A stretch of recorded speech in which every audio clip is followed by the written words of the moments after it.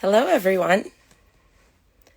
Hi, my name is Imani Wadud, and I use pronouns she, her. I am a PhD student at the Department of American Studies at KU, and this year, the Emily Taylor Center and Office of Multicultural Affairs are partnering with The Raven to uplift the voices of Black women, femme, and non-binary writers by inviting Black women, femmes, and non-binary people at KU to take part in the Free Black Women's Library, TFBWL, Annual Reading Challenge. So, today I will be reading excerpts from Home is Not a Country, a beautiful book. So right now it's just 12:03, so I'm just gonna wait for a couple of minutes and see who will have a little time to join.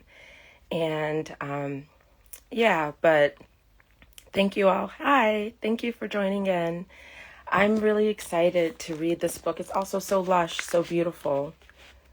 One of the first things actually that drew me to the book was the cover, and also the fact that Safia Elhillo, the author of the book, actually visited KU a few years ago with Fatima Chugar, and it was a beautiful experience meeting both of them. And as soon as I saw this book, this is Safia's first young adult poetry book, and it's absolutely beautiful. So I was really happy to be given the opportunity to just sit with you all for a little bit and do a read aloud. So right now we have 5 people, so we'll give it another minute or two, and I'm sure a couple of others will join in, but it'll be recorded and posted, so I'll definitely share it, and I'm sure the Emily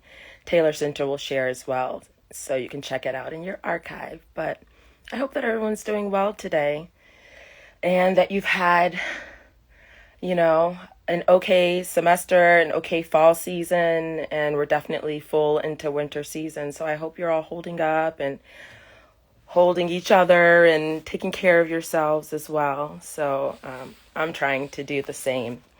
Again, my name is Imani Wadud. I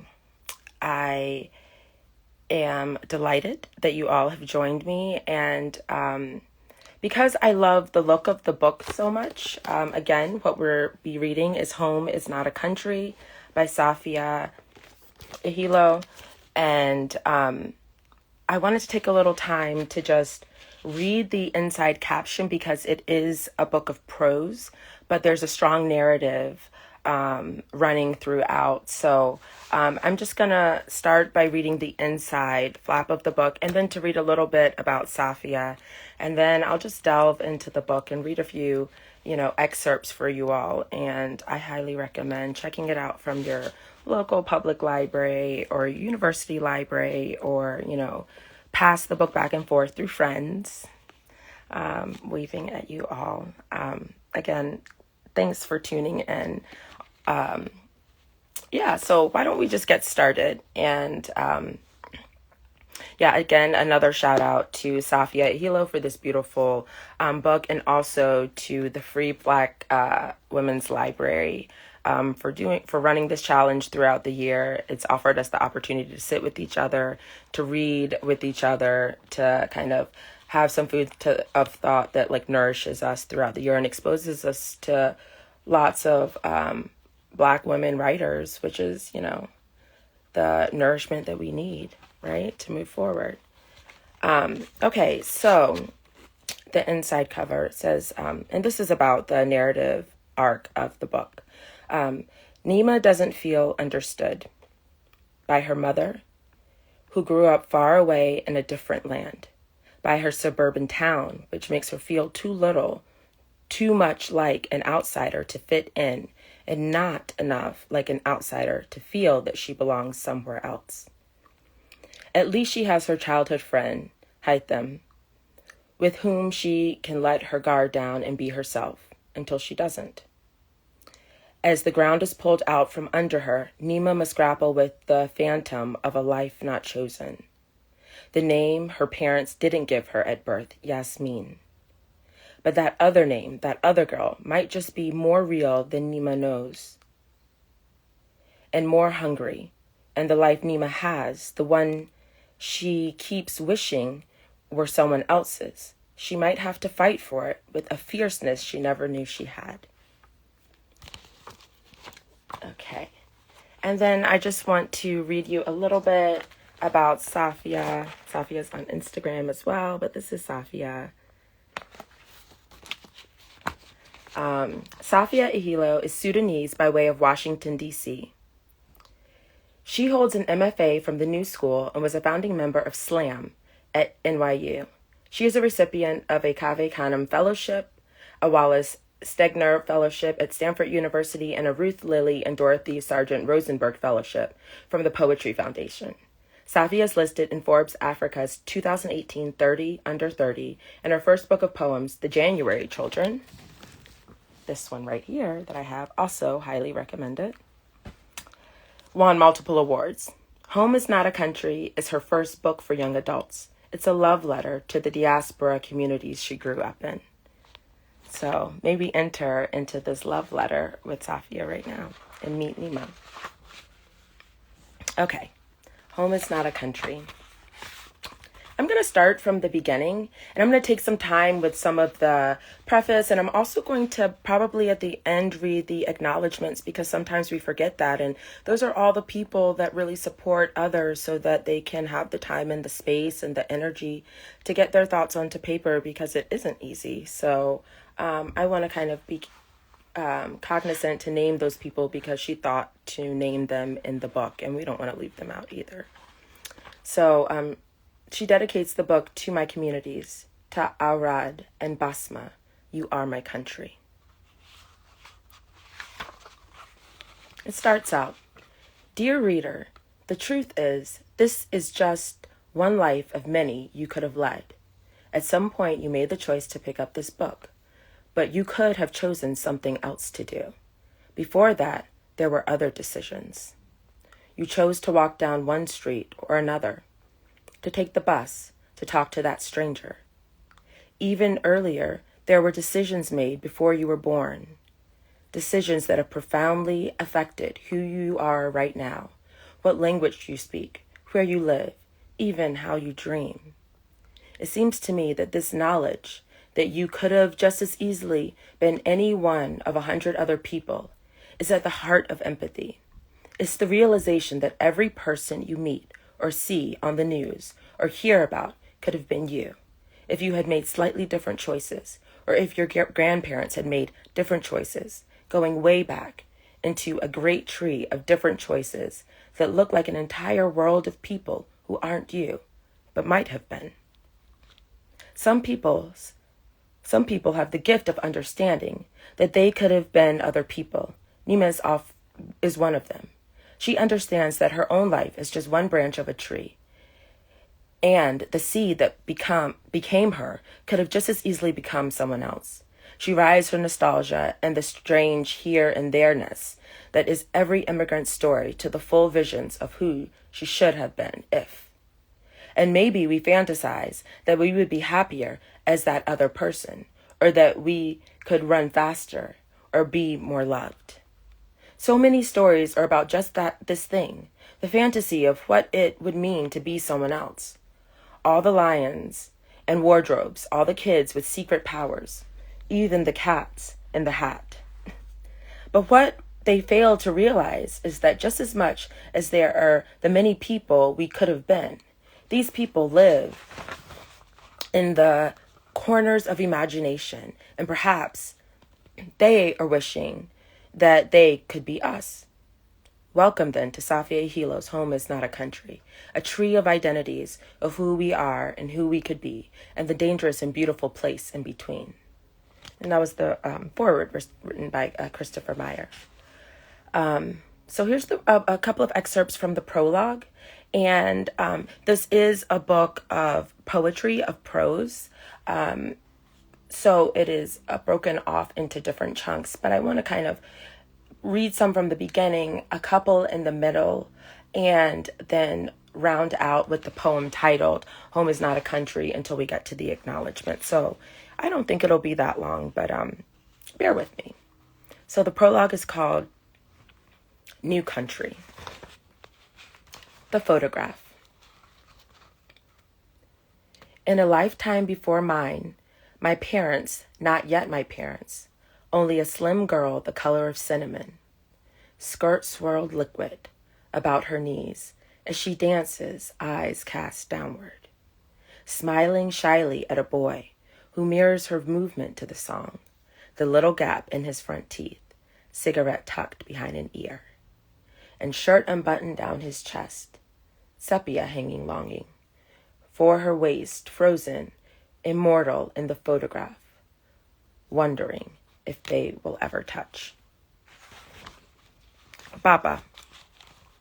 The photograph of my father are everywhere, alone in a suit, framed in the living room, seated with his afro full, taped to the mirror of my mother's dresser. In the one on the coffee table, he stares awestruck at his bride, a passport picture in Mama's wallet, a single furrow in his brow. It's like the ones of him younger, rounded, and serious as a child, dusty-kneed as a teenager, crowded with other boys around a ball, before the car crash that took him from knowing me, before the father-sized ache, before my mother all alone, still crowding herself to one side of the bed, saving his place, soft browns of the sepia photo, making him impossibly far away. Mama. In this photo, my mother is alone, as I will come to know her. It is her wedding day, back home, a lifetime right before mine, before the new country, and the widowing, and the worry lines stamped into her brow. Her eyelashes painted dark beneath, a headdress of silver coins strung across her forehead, and her hands, floating up to fix the arch of her headscarf, soil-colored blossoms of henna, twisting from her elbows to each finger. A different country, a different life. The henna since faded, and the story hushed to memory, to old bits of song from oceans away. We are no longer back home. The headdress has been sold, and my mother is alone, is at work, is rushed. In her headscarf and blue jeans, and it hasn't been her wedding day in years. Her name, Aisha, means she who lives, but mostly she goes to work and comes home tired, and watches television. And sometimes, in the television's blue glow, her eyes make tears that do not fall. I keep this photograph in a tin box that once held butter biscuits, long ago eaten by guests, unimpressed with our spare American living. Hatham. We've always known each other, our mother's friends from back home, bound into some ancient sisterhood of grief, his mother the only one who can make my mother laugh.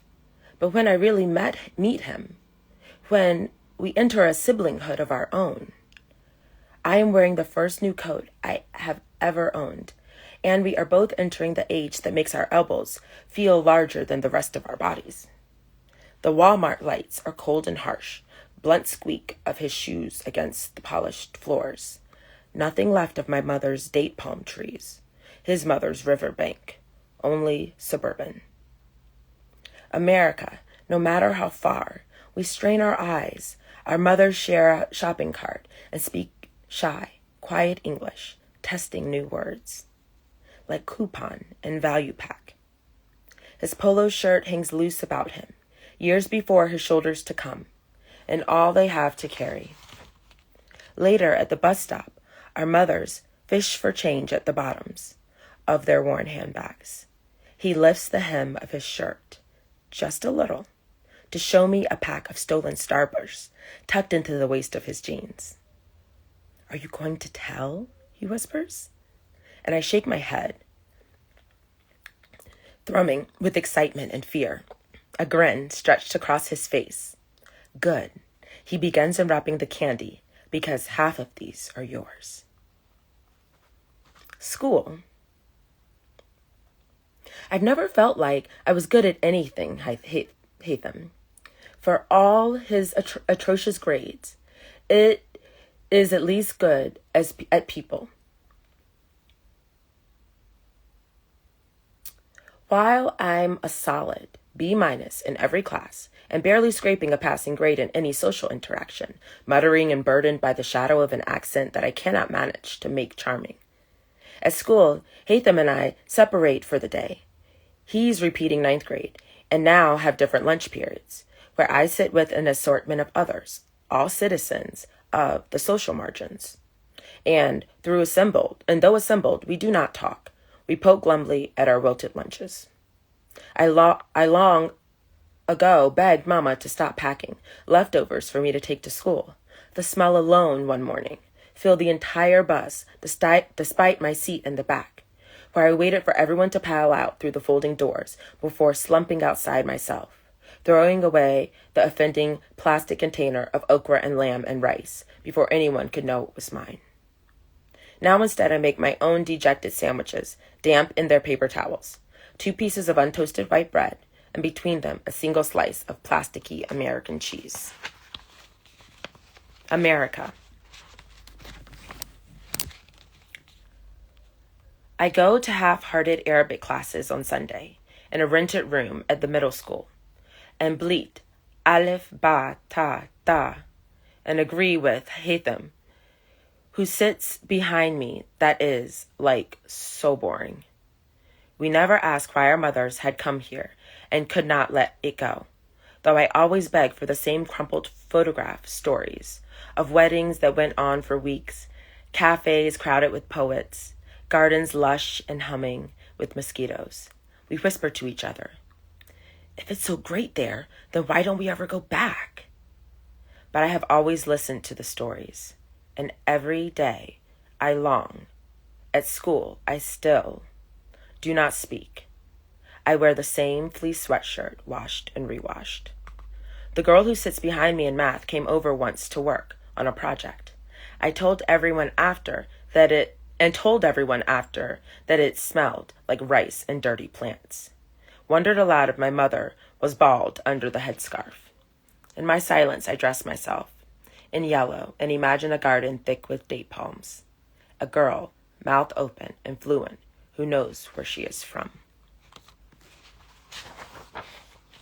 Yasmin. My mother meant to name me for her favorite flower, its sweetness, garlands made for pretty girls for parties, to be worn thick in heavy hair. Instead, I got this name. And I don't know why, maybe named for some unknown dead relative, some dreary ghost. So of course no one wants me at their party, their sleepover, their after-school trip to the mall. Of course, I fade to the back of the classroom, the photos, and in the hallways no one looks my way. Some days I walk to school because the bus driver does not see me at the stop. And when I spot my homeroom teacher in the supermarket, she glances and squints like she isn't quite sure who I am.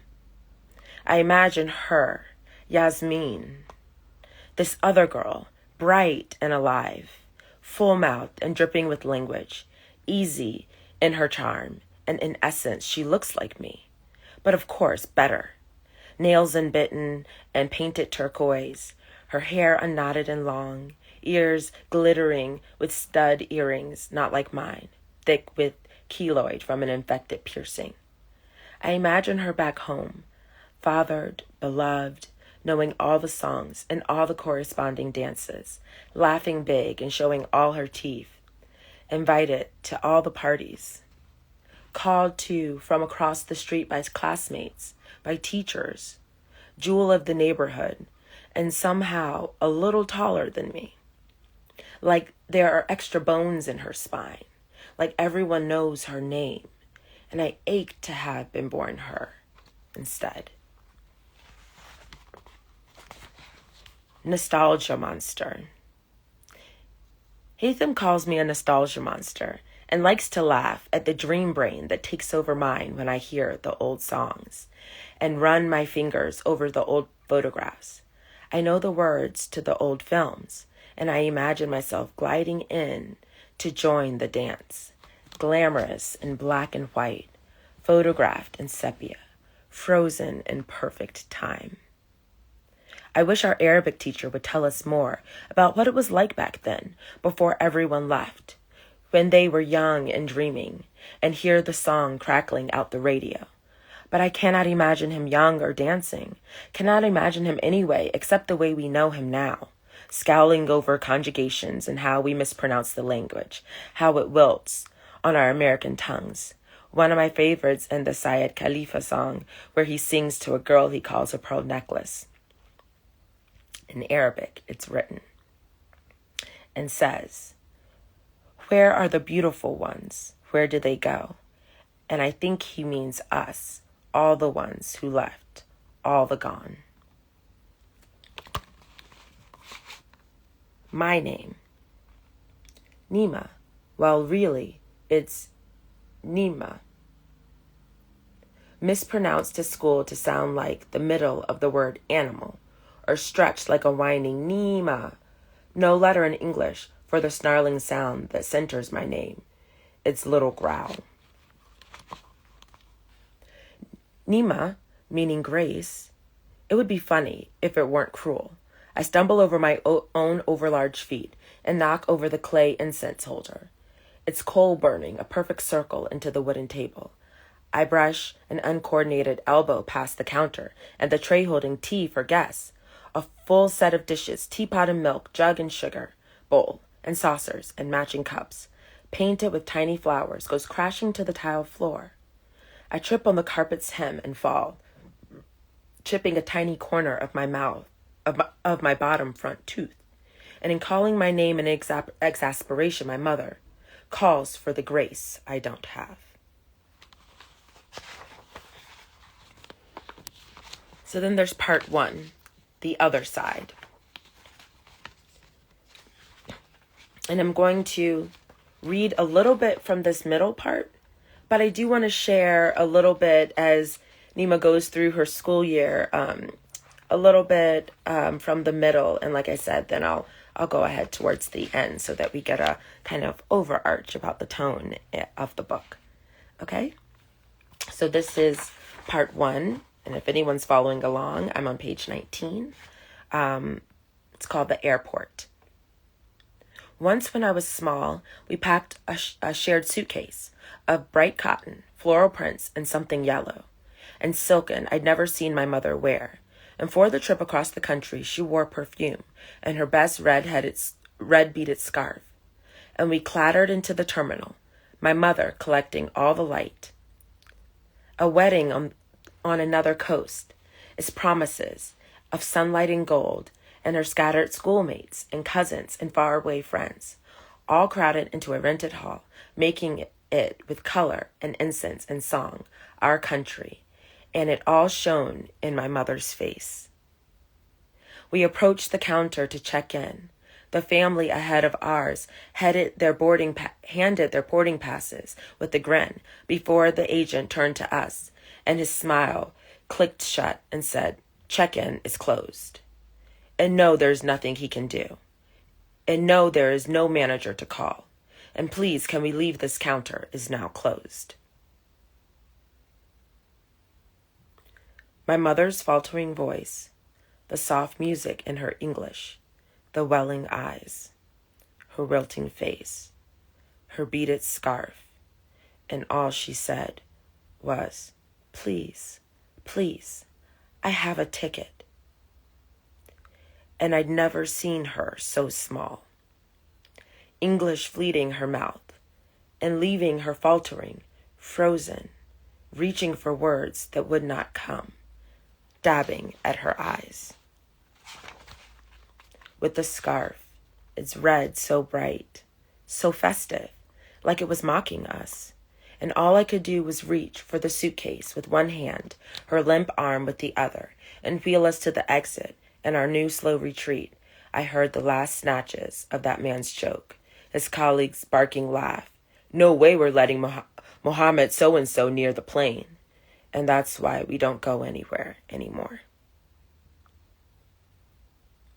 Mama. My mother is so often sad, so often tired, and wants mostly to sit quietly in front of the television, where we watch Turkish soap operas dubbed over in Arabic. Their sweeping landscapes and enormous romances until she falls asleep, chin pointed into her chest and glasses askew. On bright days, she plays music, pitches her voice high, and sings along to all the ones we love.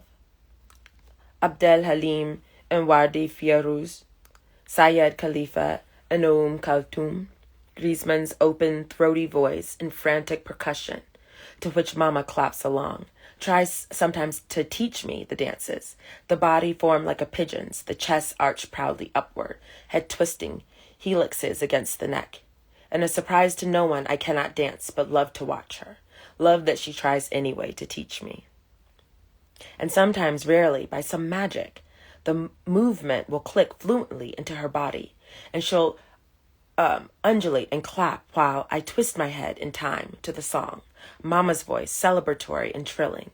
My Nima, my graceful girl. Hate them. Is smaller than me, 3 weeks younger, and always a little disheveled, always dressed in something that someone else wore first, and laughs the most enormous sound. Hate them passes me a drawing. During Arabic class, full color cartoon, on the back of a worksheet, of our horrible teacher, spit flying from his large mouth with a speech bubble that reads, "We are not Americans, you speak the Arabic." Eyes bulging and his bald patch glistening in the light. I press my fist over my mouth to keep the laugh inside, and it builds until I think my eyeballs might burst, until the sound threatens to come, pouring from my ears, from my nose, until my face is wet with tears. And Hate Them swipes the drawing, crumbles it into his notebook, right as the teacher turns and thunders over. Spits a little while asking, "What on earth?" The only we teachers are allowed to say, "The hell." What on earth is wrong with me? I only manage to choke out, "Allergies." And Hate Them, from the row behind, offers me a tissue with a grin. Pyramids. Once in Arabic class, excited that the new girl's name, Lul, reminds me of the song I love, The Pearl Necklace, I sang a little of it when she introduced herself and watched her smile falter, confused, before she finally excused herself. And by the end of the day, everyone was giggling. Nima loves old people's music, pass it on. So even here amongst my so-called people, I do not fit. Here where the hierarchy pulls those who have successfully Americanized at the top, I've marked myself by carrying out the old world. And now I hover somewhere at the bottom of the pyramid, while our Arabic teacher drones about ancient times and the little-known fact that our country has 255 pyramids remaining today. The bottom of the pyramid, with those recently arrived, dusty-shoed and heavy-tongued. And though I'm born here, though my love of the old song and old photos doesn't translate to my spelling, my handwriting, my Arabic pronunciation, or grammar, or history, or memorization of the Quran, I recognize in their widened eyes that feeling, that shock of being here instead of there. Okay, I'm going to jump ahead a little bit.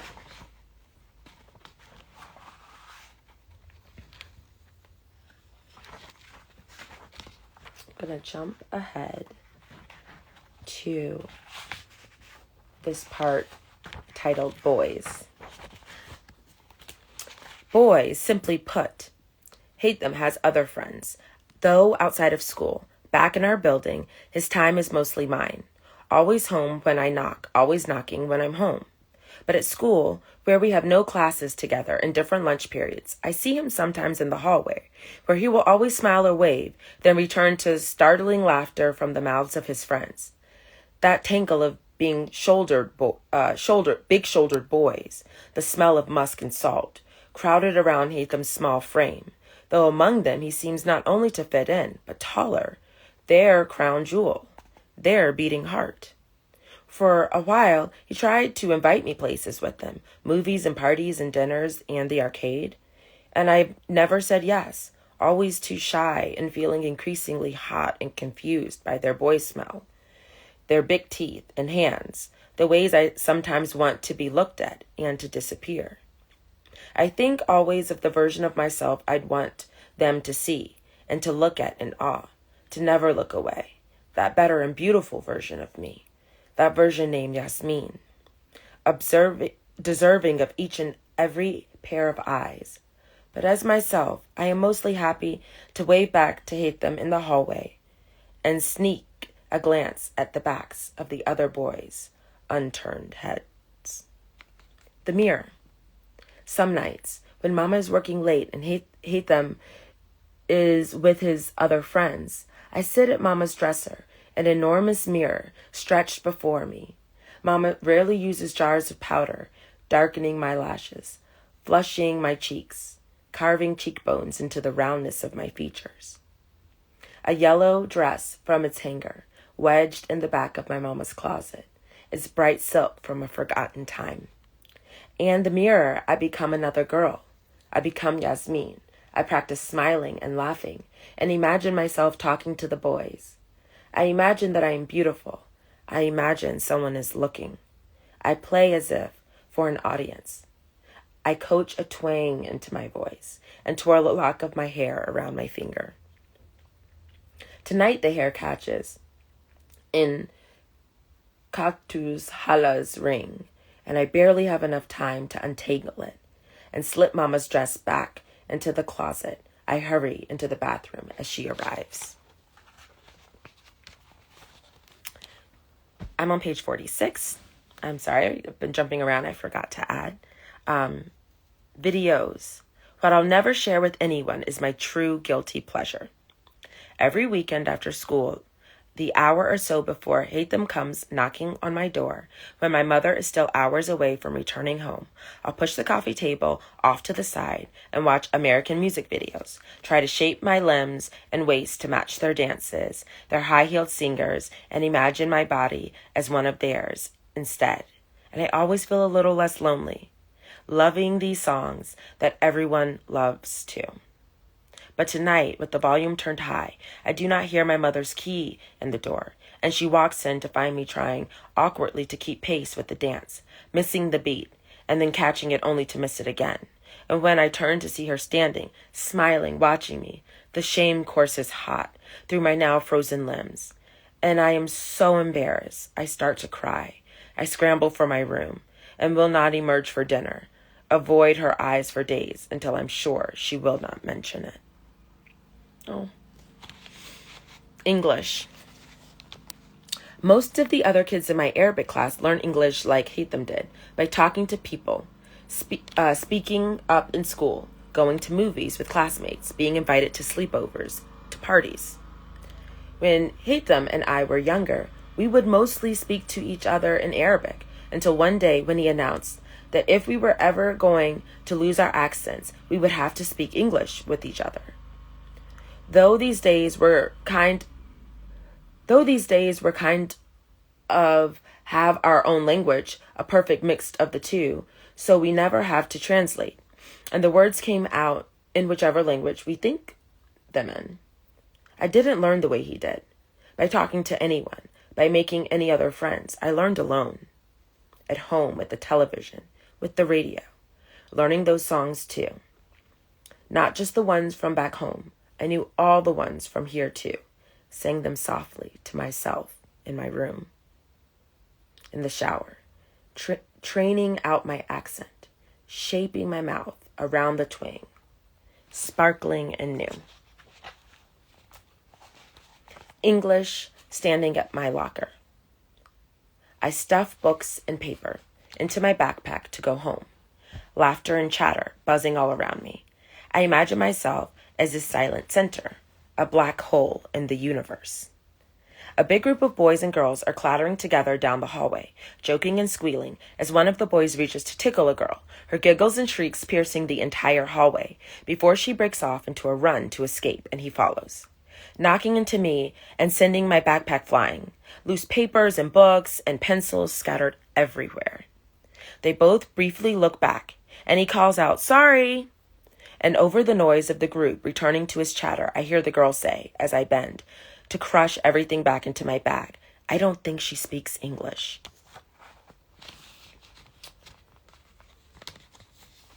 Okay, I'm going to skip ahead past Halloween.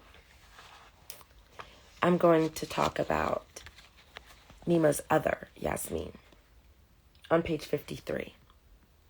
My mother is watching television, one of those Egyptian soap operas crowded with big-bodied, fast-talking light women, wailing and slapping their cheeks. I can't follow the story and feel how clumsy my Arabic is. I start and falter and start again. "Mama," and she is too absorbed in the program to hear me. "Mama, something happened." She lowers the volume and turns to me and looks so tired. I think I might be wrong to burden her. And what even do I have to say? "Why did you name me Nima?" "Speak Arabic. Why did you give me this name? What happened?" Her attention is slipping away. And a mustached character on the television just slapped another character, who I think is supposed to be his brother. "Mama." Silence. "Mama, what is it?" An edge of irritation in her voice, and I know I cannot tell her about last night and make it make sense. But she is looking at me now, a single worry line in her perfect face. And all I want is her protection, her attention. I want her to pull me in and tell me not to be afraid, to stroke my head and murmur prayer into that part in my hair. I don't know how to make her believe me about the girl I saw, Yasmin. I don't know that I believe it myself, but it is Habiba, and I know I can't tell her. So instead I say, "A boy at school called me a terrorist," and the ready tear in her eye starts to fall. Hatham meets me at the park and climbs onto the swing next to mine, already telling me story. Some joke, Hatham. He doesn't hear me. "Hatham, what?" And I don't know what to say first. To tell him about Yasmin, or that I'm mad at him for telling the boys about my dad. But all I can muster is, "Do you believe in jinn?" "What?" "You know, all the stories your grandfather tells. She just makes those up. Your grandmother tells. She just makes those up to scare us." "But what if they're true?" He raises an eyebrow and breaks into a grin. "You know, Nima, you're lucky I'm the only one who knows how weird you are." Which would normally make me laugh, but today it cuts. Today it sounds like, "You don't have any other friends." I'm full of hurt, full of anger, and just need somewhere to put it. I'm so sick of carrying it around, so I let myself give in. I let it take over my voice. I let it take over my entire body. "How could you just tell everyone about my dad like that? It's so easy for you to tell my business. But where's your dad? Why don't you tell that story instead? Or actually," I feel intoxicated, possessed. I lick my lips and continue. "Why don't you just leave me alone? You know, the only reason we're even friends is because you live down the hall. We're not even in the same grade anymore. Why don't you go bother some other ninth grader?" And I storm away and I storm away, the swings creaking on their chains behind me. Bathwater. Later, in the bathtub, I replay it all behind my eyes, embarrassed by my overreaction, missing Hatham. Already too frozen by shame to apologize.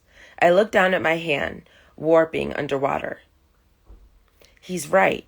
There's something weird about me. My body filled with an unfamiliar current. My hands fitting in and out of focus. Flitting. Even when I blink and look again, I lift the one out of the bathwater to study in the light, translucent as my mother's best chiffon. I try to touch the bathtub, and both hands pass through the ceramic, and my body goes hot again. This time with fear. My hands flicker a final time, then go solid. I give them one last shake, and scramble slippery out of the tub. Haytham.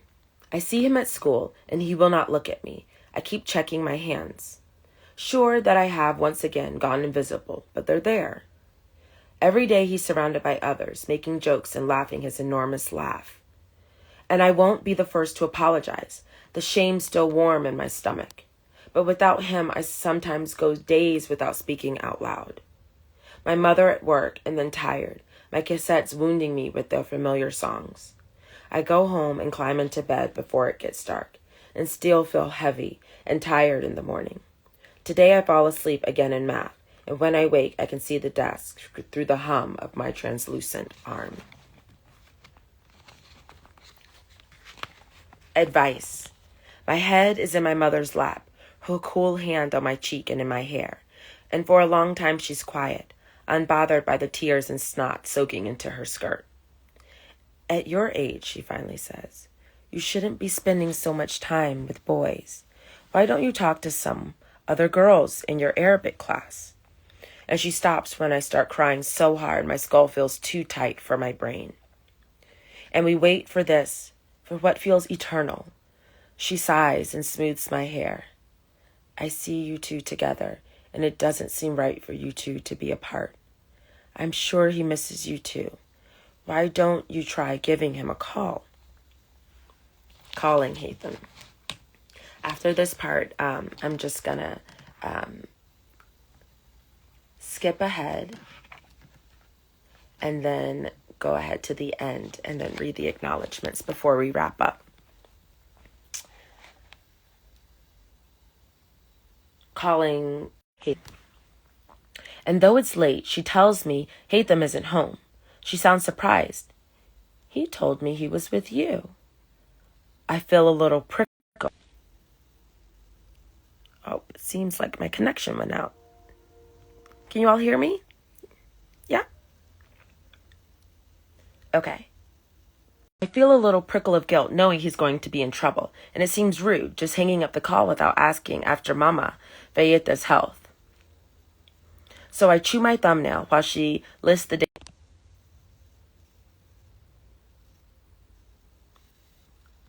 Creaking and aches, I steady my hands for another nail to bite and remember them shimmering in the bathwater. But today they are solid and warm with blood. And when she finally pauses for breath, I see my chance.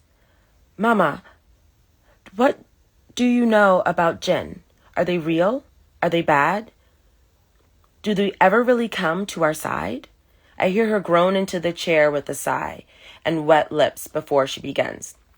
Of course they're real. There are all sorts of creatures, you know, nearly human, and just outside our line of sight.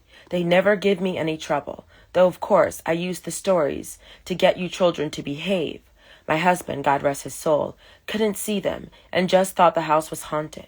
They rarely linger, and on this side they don't look fully there. And of course you must have heard there was a nasty rumor for some time, right after you were born, that there were 2 of you in the womb. The other girl, never born. The one child for each parent, one child for each world. And I hear her bite wetly into something and chew what she thinks. Anyway, why do you ask? Jinn. Maybe Yasmin was sent to bring me home. To my father. His other daughter. My other me. Maybe I'm fading from this world to grow solid on the other side. I'm going to leave the middle part of the story for you all to pick up on your own. But let me tell you, the chapters on ghosts, the silence on the bus,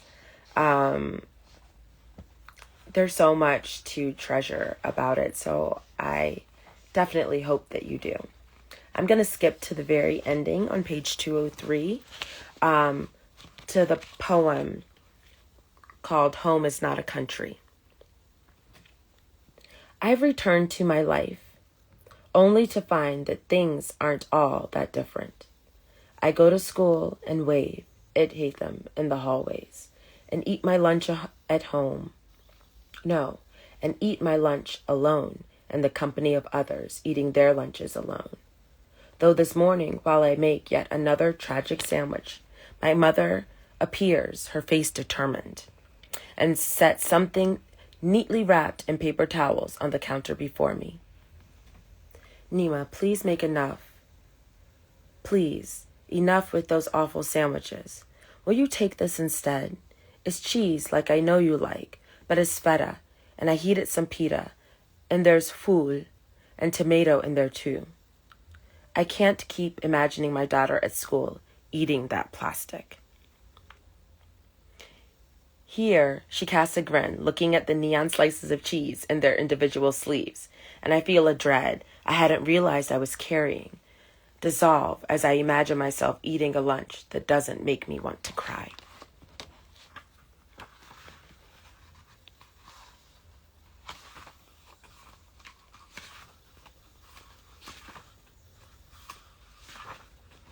And then the last story in the book, on page 210, called Yellow. My dreams are vivid, a world of blue and sepia, the smell of guava and smoke, car exhaust and charred peanuts, a city built around two rivers, the sight of their joining, faces vaguely familiar. Brown skin shining with sweat, with perfumed oil, a song that never stops playing, thick gnarl of a doom tree, bright shock of bougainvillea, eloquent stink of their faraway river. And then I wake up, pale sunlight streaming in. The room lights up around me, photographs taped to the wall, away above my bed. Cassette and CDs shelved messily in the far corner, an Arabic workbook splayed on the floor, filled with earnest cursive scrawls, and I sit up and blink away, the last of the dream. Its colors repeating outside the day is unseasonably warm.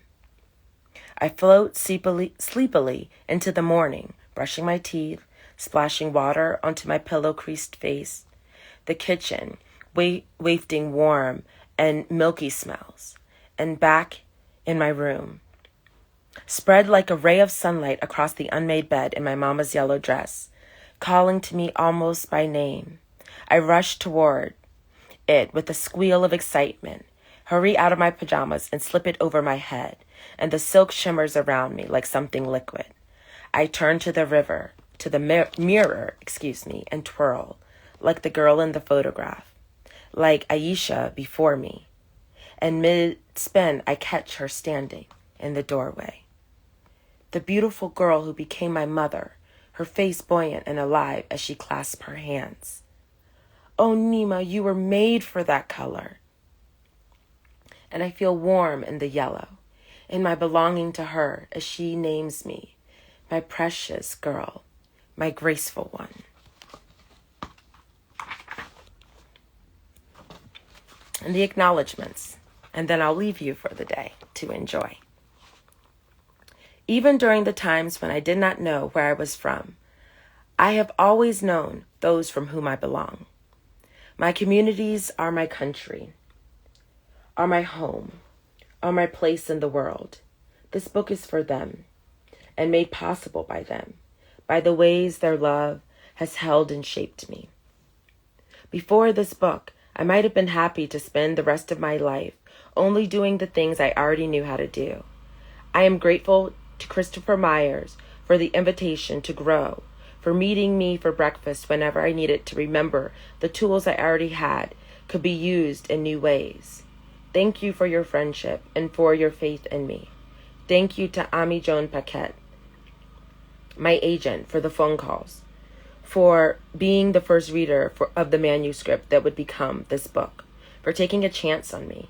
Thank you to Michelle Frey, my editor, for your care, for the warmth and rigor of your eye, for sculpting this book with me. Every word I write is in gratitude to my many teachers, to the lateral mentorship I found among my peers who are so unselfish with what they know, who teach me with poems and group chats and emails and long impromptu phone calls. Thank you to Elizabeth Acevedo, this book's auntie.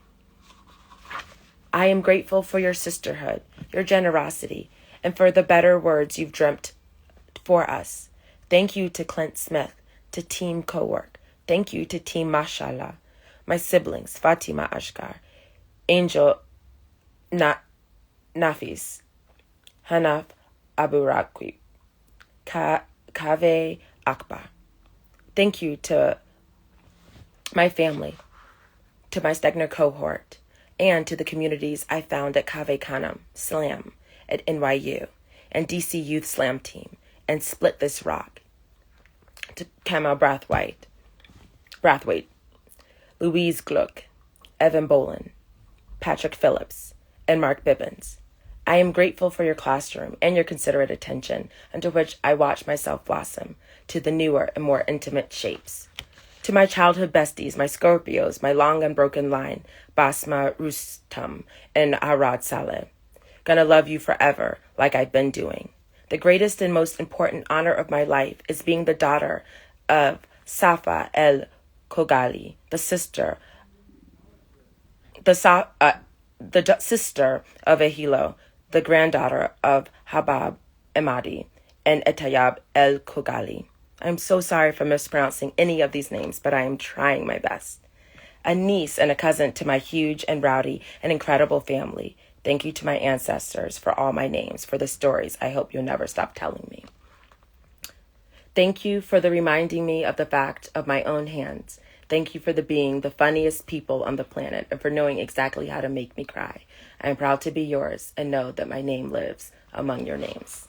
And I wanted to read that part because in this narrative, it's all about finding yourself within yourself amongst others. And I found that important. So I just want to say thank you again for joining me. Thank you, Safia, for writing. Thank you to the Free Black Women's Library for the challenge. Thank you to the Emily Taylor Center. Thank you to Megan for contacting me. And thank you to all the friends and people out there. And I wish you well as we round out 2021 and push through into 2022. Be well, y'all. Bye.